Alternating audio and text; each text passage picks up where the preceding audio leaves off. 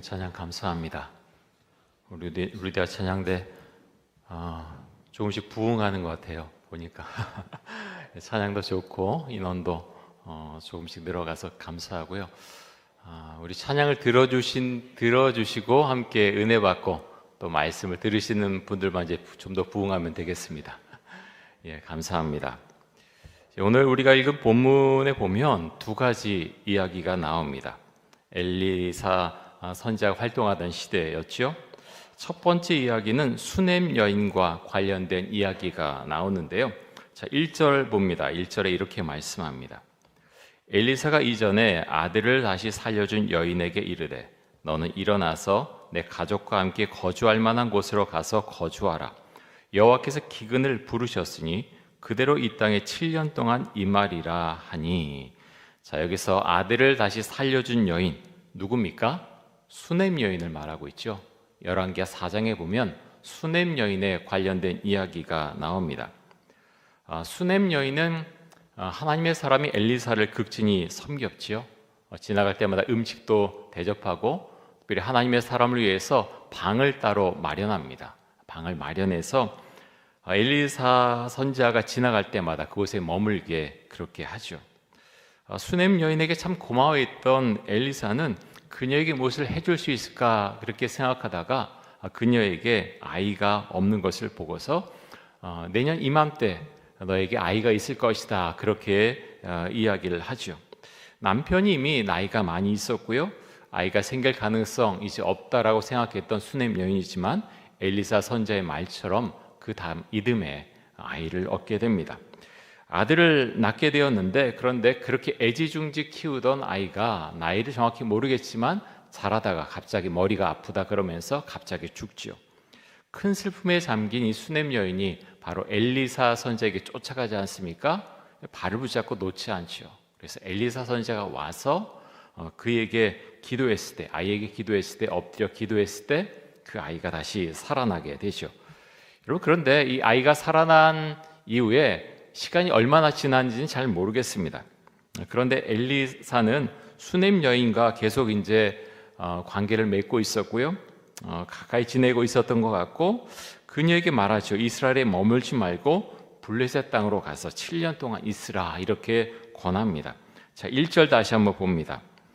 엘리사가 이전에 아들을 다시 살려준 여인에게 이르되 너는 일어나서 내 가족과 함께 거주할 만한 곳으로 가서 거주하라.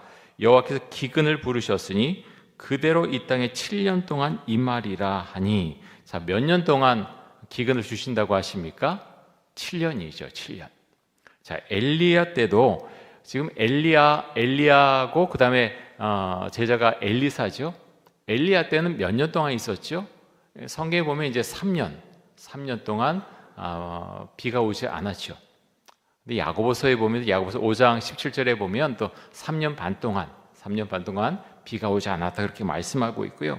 3년 반 동안 비가 오지 않았다라고 하면 지금 이제 엘리야 때는 3년 반이었는데 엘리사 때는 그 제자였을 때는 어떻게 됩니까? 배나 불어나죠. 7년 동안 기근이 있을 것이다. 여러분, 왜 이렇게 기근이 자꾸 있습니까? 징벌이죠. 하나님을 믿지 않은, 하나님 온전히 믿지 않고 계속해서 우상 숭배에 빠져 있는 이스라엘 왕과 백성들 향한 하나님의 징벌, 그것이 바로 기근으로 나타나는 것입니다. 여러분, 세상을 누가 다스리십니까? 이 자연을 누가 다스리십니까?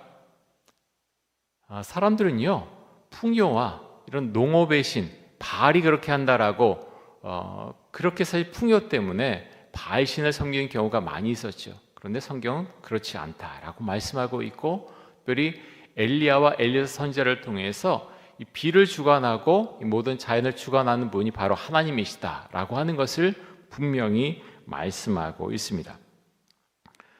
그러면서 이제 엘리사 선지자는 하나님에게서 그 말씀을 받고서 이제 수넴 여인에게 내가 이 땅을 떠나서 블레셋으로 가라라고 말씀하고 있죠. 자, 2절 봅니다. 여인이 일어나서 하나님의 사람의 말대로 행하여 그의 가족과 함께 가서 블레셋 사람들의 땅에 7년을 우거하다가 여러분, 이게 쉬울까요? 여러분, 이사 다니는 거 쉬우세요? 참 쉽지 않아요. 이사 다니는 것도 이게 얼마나 어려운지 모릅니다. 짐 싸고 요즘 또 이사 비용도 엄청나잖아요. 그 이사 비용 내고 그렇게 가는 것도 어려운데 지금 외국 땅으로 가는 거거든요. 이스라엘에 있다가 블레셋 지역은 어디입니까? 지금 이제 가자 지구도 거의 포함돼요. 이스라엘이 있으면 서쪽에 지중해 연안에 있는 그쪽이 이제 블레셋 땅이잖아요. 근데 블레셋 이 해변 쪽은요, 그래도 평야 지대가 많습니다. 수넴이나 이런 이스라엘 땅은 그렇지 않았는데 블레셋은 평야 지대가 많았고요, 비도 괜찮게 오는 지역이 많이 있죠. 그래서 블레셋 땅으로 피하게 된 것으로 보이고요. 저는 이거 보면서 저도 이스라엘에 한 5년 있다 왔는데 외국으로 갈 때 사실은 가져간 것이 없습니다. 아이가 저희는 딸이 그때가 딱 24개월이었어요. 24개월 때 제 나이가 40이 넘었고요. 그래서 제가 떠날 때 제가 섬기던 담임 목사님이 그러셨어요. 김 목사님, 목회할 거요? 그렇게 묻더라고요. 제가 유학한다 그러니까. 나이가 40이 넘었잖아요. 근데 이제 유학을 떠나니까 목회를 할 거냐 아니면 무슨 뭐 교수를 할 거냐, 이제 그거를 이제 물으시는 것 같아요. 저는 계속 목회할 생각이었거든요. 예. 근데 그러면서 이제 이스라엘 떠날 때 사실은 별로 가져간 게 없어요. 아이 옷, 누가 많이 주셔서 아이 옷도 꽤 가져갔었고, 아이 책 가서 사실 없었어요. 숟가락 젓가락도 없었고요. 거기서 다 이제 한인들, 제 친구들이 좀 있었어요. 그래서 많이 또 받고 또 싸게 구입하고 그래서 그래 지내다가 5년 지나고 올 때 어떻게 합니까? 다 두고 왔죠. 오니까 아무것도 없어요. 그래서 하나님께서 버리는 훈련을 시키시나 보다. 그래서 사실은 이사 다니는 게 참 쉽지 않고, 특별히 외국으로 왔다 갔다 하는 게 컨테이너 박스에 크게 뭐 그렇게 가져가고 가고 오기 전에는 사실 가져갈 만한 게 사실은 거의 없어요. 그렇게 들고 갈 수도 없고요. 그러면서 저희 같은 경우는 버리고 가는 훈련을 하나님께서 그동안 시키셨다라는 그런 생각을 하게 됩니다. 자, 그러면서 수넴 여인, 이제 엘리사 선지자가 말한 대로 블레셋 땅에 가서 7년 동안 살게 되죠. 엘리사 선지자가 자신 아들을 죽은 아들 다시 살렸는데요. 사실 믿지 못할 게 무엇이겠습니까? 죽은 아들을 살렸는데 뭐 죽는 신용이라도 이 수넴 여인은 할 그런 자세가, 믿음이 있었던 거죠. 그런데 가라고 하니까 간 거죠. 근데 엘리사 선지자의 말은 결국엔 하나님께서 명령하신 것이나 마찬가지였죠. 수넴 여인은요, 순종합니다. 자, 그러면서 오늘 말씀은요, 사실 블레셋에서 돌아온 이후에 초점이 맞춰져 있는데요. 자, 3절에서 6절까지 말씀 한번 보겠습니다.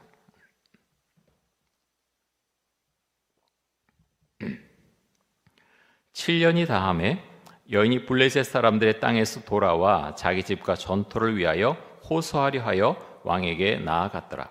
그때 왕이 하나님의 사람의 사환 게하시와 서로 말하며 이르되 너는 엘리사가 행한 모든 큰 일을 내게 설명하라 하니, 게하시가 곧 엘리사가 죽은 자를 다시 살린 일을 왕에게 이야기할 때 그 다시 살린 아이의 어머니가 자기 집과 전토를 위하여 왕에게 호소하는지라. 게하시가 이르되 내 주 왕이여, 이는 그 여인이요 저는 그의 아들이니 곧 엘리사가 다시 살린 자니이다 하니라. 왕이 그 여인에게 물음에 여인이 설명한지라. 왕이 그를 위하여 한 관리를 임명하여 이르되 이 여인에게 속한 모든 것과 이 땅에서 떠날 때까지 이제까지 그의 밭의 소출을 다 돌려주라 하였더라.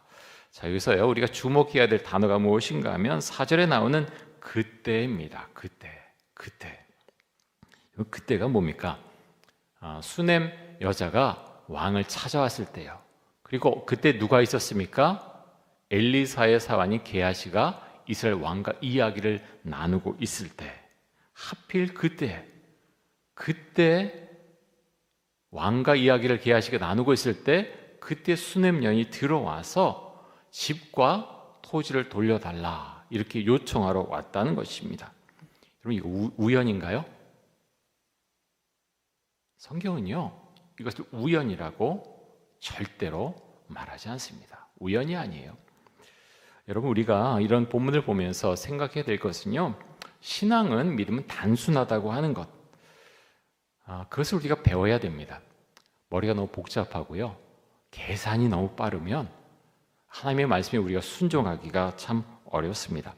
이 수냄 여인이 만약 7년 동안 일단 기근이 있을 것인데 떠나가라, 블레셋에서 갔다 와라, 가 있다 와라 그러는데 그러면요, 우리 집은요, 땅은 그렇게 우리가 7년 갔다 왔을 때 누가 차지하고 있을 때 어떻게 될까? 여러분, 그럼 못 떠나요. 그렇죠, 못 떠나요. 여러분, 그런데 이게 남의 일 같은데요, 우리도 비슷해요. 여러 가지 선교사만 그런 게 아니고요, 여러 가지 일 굉장히 많죠. 너무나 이제 사실은 해결해야 되고 해야 될 일이 많은 거예요. 집안 복잡하고. 근데 선교사로 떠나라 그래요. 어떻게 해요? 기도하고 맡기고 떠나는 거예요. 이거 처리하고요, 저거 처리하고요, 그냥 나이 들어서 눌러 앉게 되죠. 다른 하나님의 일도 마찬가지입니다. 하나님께서 나에게 뭔가 말씀하신 것이 있는데, 하나님요, 저는요 지금 이렇고요, 이것도 저렇고요, 이것도 저래요. 그래서 지금은 안 되겠어요. 근데 그렇게 되면요, 좀 뒤에도 안 되고 그 전에 나중에도 안 되고 계속 안 돼요. 왜 그럴까요? 머리가 너무 복잡해요. 하나님이 말씀하시는데, 잠깐만 하나님, 제가 계산 좀 해보고요, 제가 머리가 빠르거든요, 막 계산하니까 안 돼. 하나님, 지금은 안 되겠습니다. 좀 나중에 말씀하십시오. 계속 말씀을 드리게 되겠죠. 그러면 불순종하게 되는 것입니다. 오늘 말씀 보세요. 이제 이 수냄 여인이 7년 지난 다음에 왕을 찾아오거든요. 왕을 이 여인이 직접 찾아왔다고 하는 것은요, 고대 이스라엘은 가부장 사회예요. 나이가, 이 아이를 낳을 때 남편이 나이가 이미 많았지요. 남편이 죽었다는 것을 의미합니다. 남편이 죽었기 때문에 이 수냄 여인이 그 왕을 직접 찾아온 거죠.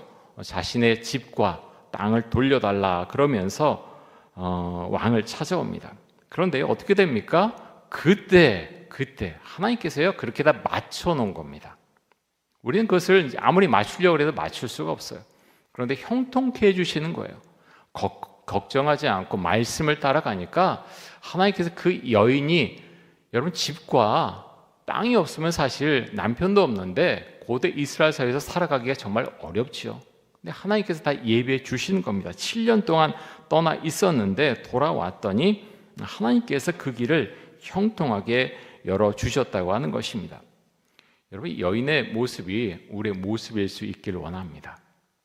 여러 면에서 다 그렇습니다. 전도하는 것도 그렇고요, 우리 가정도 그렇고, 자녀 양육도 그렇고, 사람들과 관계도 그렇고, 교회도 마찬가지입니다.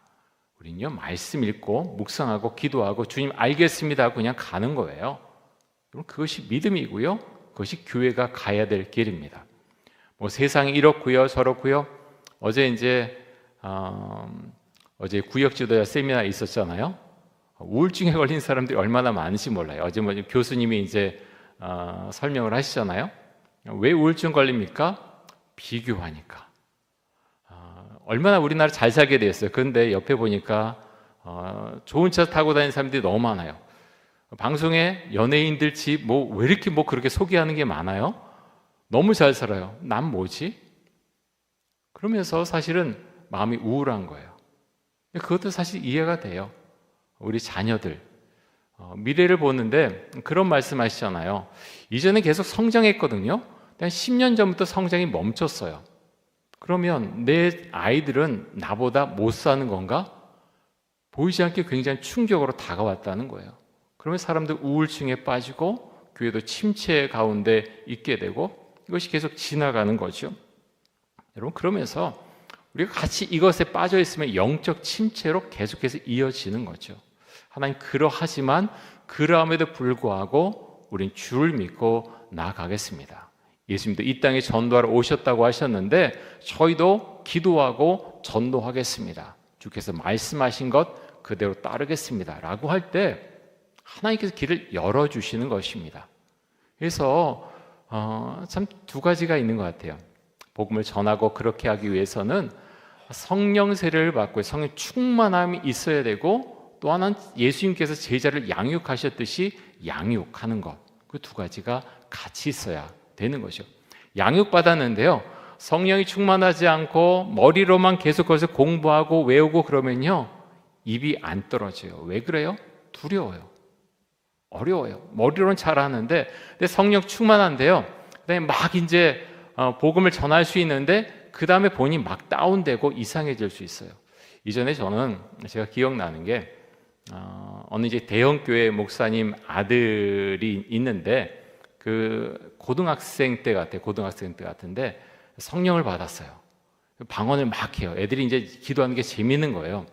그러니까 예배 끝나고 자기들끼리 모여서 막 집에서 교회에서 막 방언하고 막 1시간 2시간 막 그렇게 하는데 그게 소문이 막 나요. 근데 애들이 계속 예배 시간에는 뭐 어떻게 보면 별로 이렇게 집중하지도 않고 그 다음에 예배 끝난 다음에 자기들끼리 모여서 막 방언하고 막 이러는데요, 나중에 담당 목사님 오라 그래서 너희 그런데 성경은 한번 읽어봤니? 아무도 읽어본 사람이 없어요.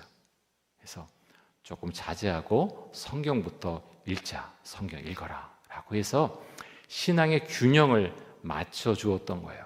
그럼 그것이 굉장히 중요합니다. 말씀도 읽고 묵상하고 알아야 되고요, 또 기도도 할 줄 알아야 되죠. 한쪽에 치우치면 그것이 나중에는 흔들리게 된다고 하는 것입니다. 사랑하는 성도 여러분, 오늘 수냄 여인에 대한 말씀을 보면서 하나님, 제가 한 걸음 한 걸음 걸어가겠습니다. 우리 교회도 한 걸음 한 걸음 가겠습니다. 자녀에 대해서도 한 걸음 한 걸음 가겠습니다. 기도하고 그대로 순종하겠습니다.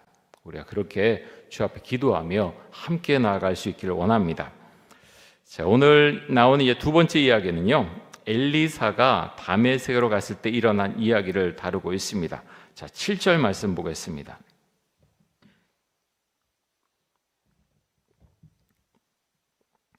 엘리사가 다메섹에 갔을 때 아람 왕 베나닷이 병들었더니 왕에게 들리기를 이르되 하나님의 사람이 여기 이르렀나이다 하니.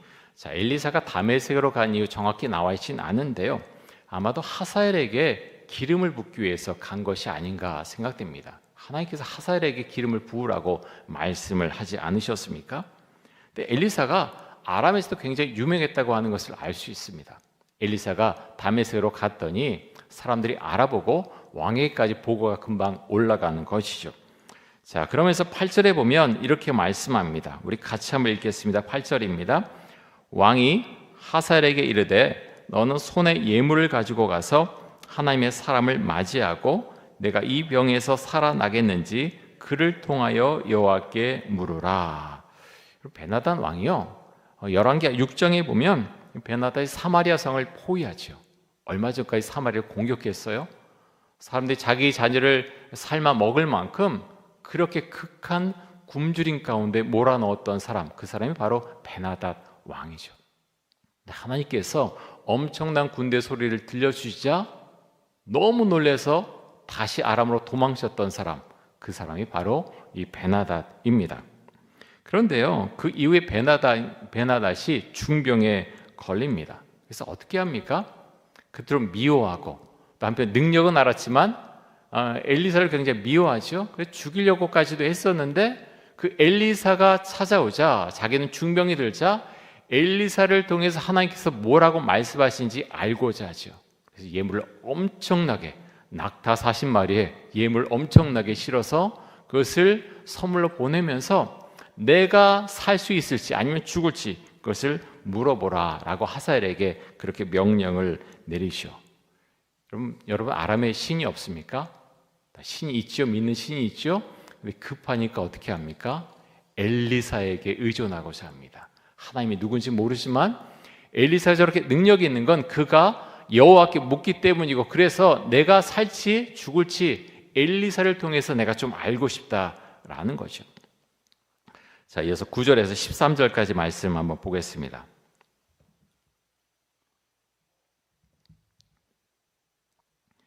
하사엘이 그를 맞이하러 갈새 다메섹의 모든 좋은 물품으로 예물을 삼아 가지고 낙타 40마리에 싣고 나아가서 그의 앞에 서서 이르되 당신의 아들 아람 왕 베나닷이 나를 당신에게 보내 이르되 나의 이 병이 낫겠나이까 하더이다 하니 엘리사가 이르되 너는 가서 그에게 말하기를 왕이 반드시 나으리라 하라.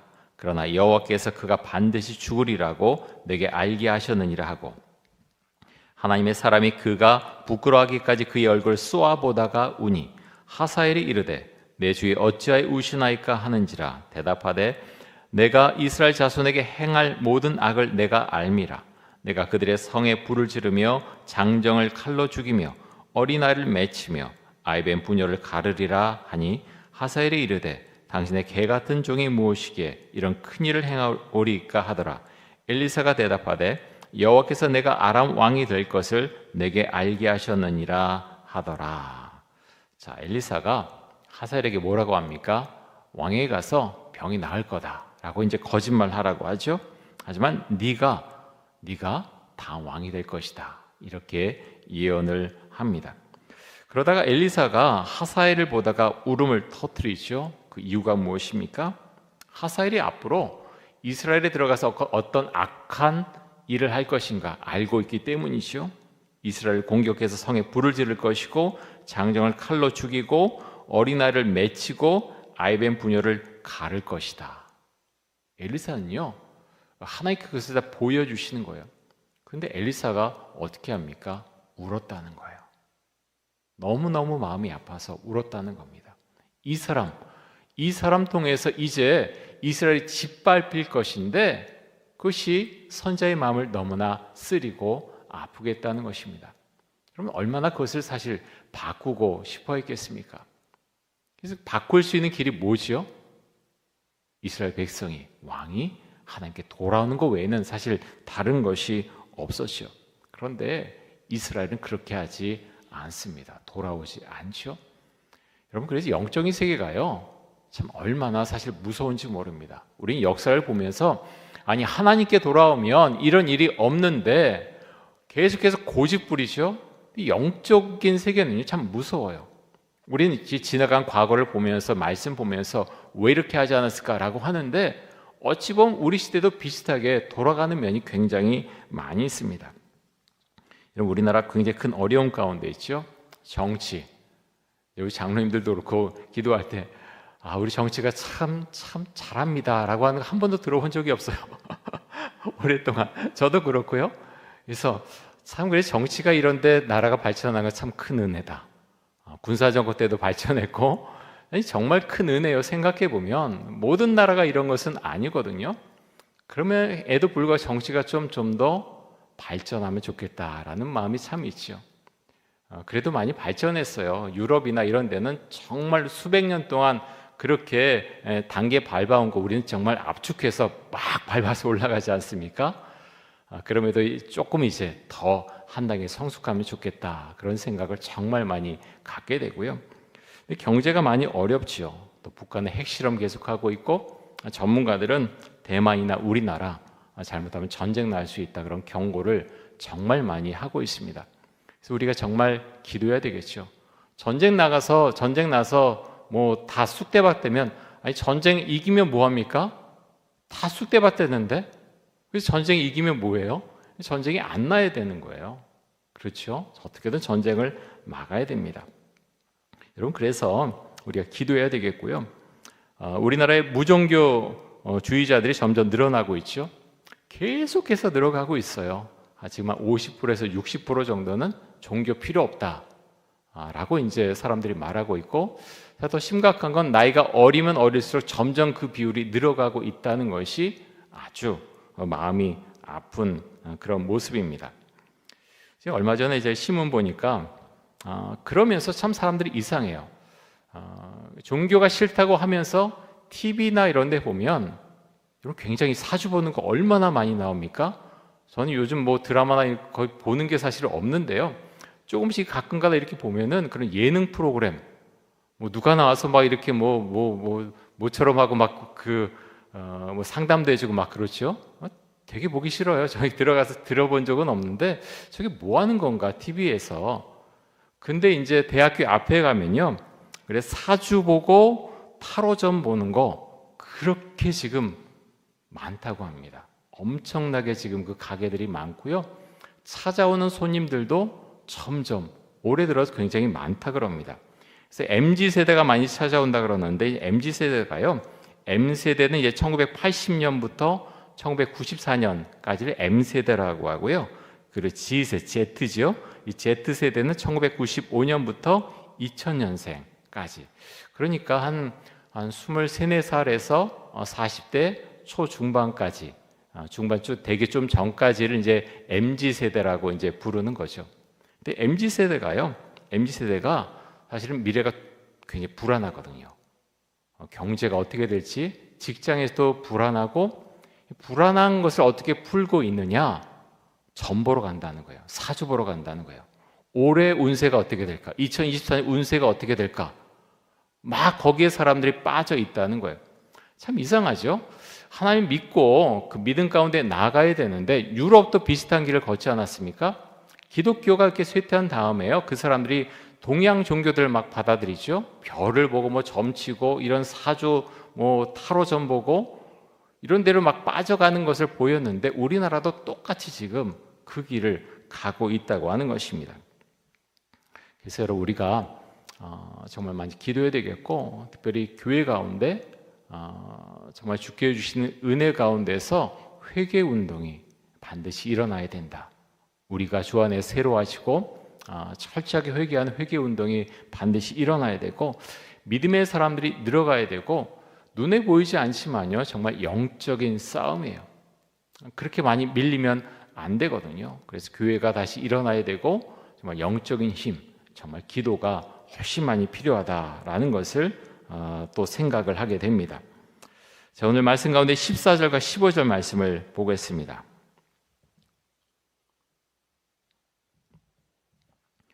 그가 엘리사를 떠나가서 그의 주인에게 나아가니 왕이 그에게 묻되 엘리사가 내게 무슨 말을 하더냐 하니 대답하되 그가 내게 이르기를 왕이 반드시 살아나시리이다 하더이다 하더라. 그 이튿날에 하사엘이 이불을 물에 적시어 왕의 얼굴에 덮음에 왕이 죽은지라. 그가 대신하여 왕이 되니라. 여러분, 정치가 원래 그런 거죠. 탐욕, 권력에 대한 욕구가 사람을 이렇게 만듭니다. 역사 가운데 뭐 하사엘만 그랬나요? 수없이 많은 일들이 일어났었죠.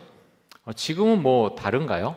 가서 이불로 덮어씌워서 죽이지만 않을 뿐이지, 사실은 권좌에 오르고 싶은 그 욕망을 가진 정치인들의 모습은 사실 예전이나 지금이나 사실은 비슷하죠. 우리나라 정치도 그렇고 미국은 뭐 다르나요? 미국도 사실 비슷하죠. 유럽이나 다른 나라들 거의 마찬가지입니다. 독재 국가는 말할 것도 없죠. 러시아나 중국, 북한은 완전히 그것은 어떤 종교 국가처럼 지금 돼버렸죠. 그래서 마음이 너무 아파요. 우리 민족인데 사상이 얼마나 중요한지 완전히 너무나 딱 감시 체제를 그렇게 해놓다 보니까 꼼짝도 못하는 거죠.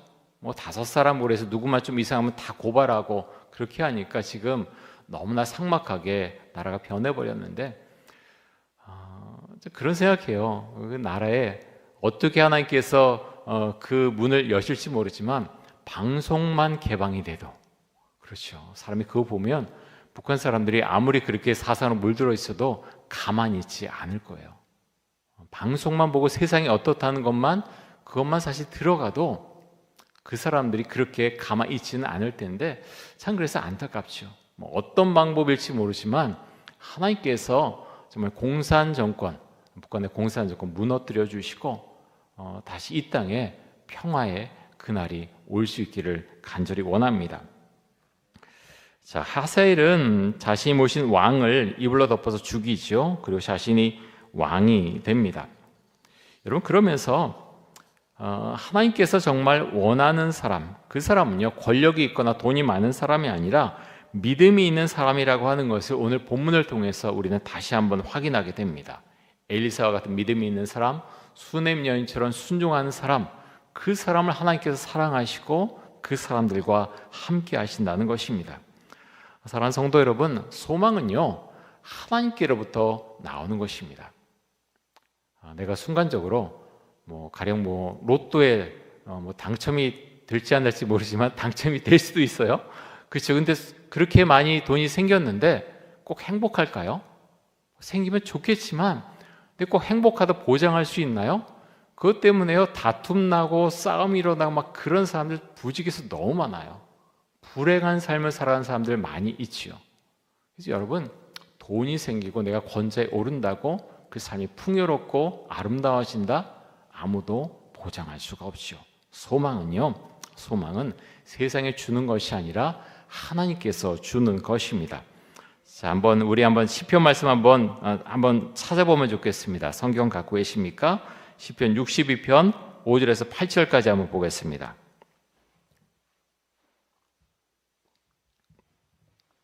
시편 62편 5절에서 8절까지 한번 읽고 말씀을 마치겠는데요.